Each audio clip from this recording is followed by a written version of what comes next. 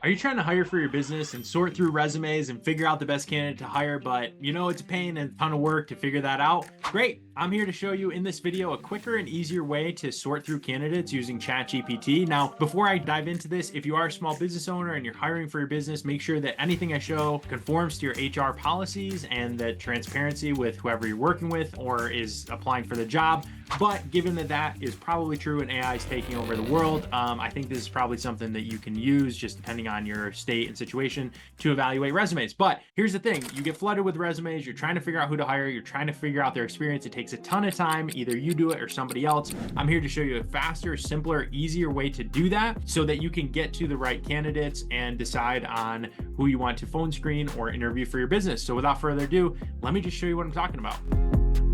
Okay, so I've got ChatGPT opened up and I have a sample resume here. So I just pulled this off the internet. It's like a sample resume pretending that this person applied for a job at my business. So I'm going to just upload this and say, please summarize this person's professional experience for me.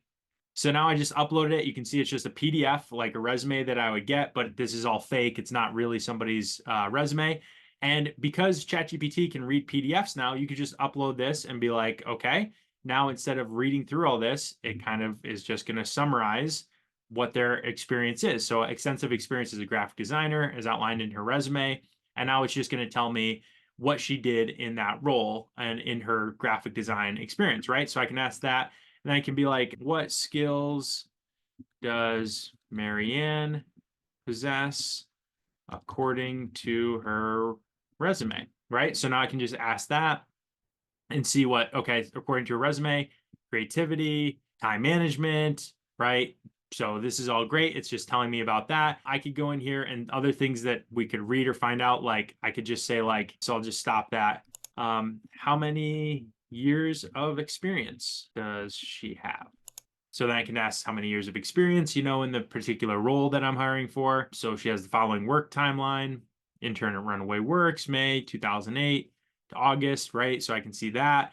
I can see her timeline for her next job. And then, so I can just break down all the content however I want. And then I could upload a bunch of resumes and just ask about all different candidates, right? Like who has the most experience, who has this skill, right? So instead of thumbing through all of them, being like, well, let me find if somebody has, Adobe skills, right? Or whatever it is, or Canva or Illustrator. I can just ask, I can upload resumes and say, who has experience with Illustrator, right?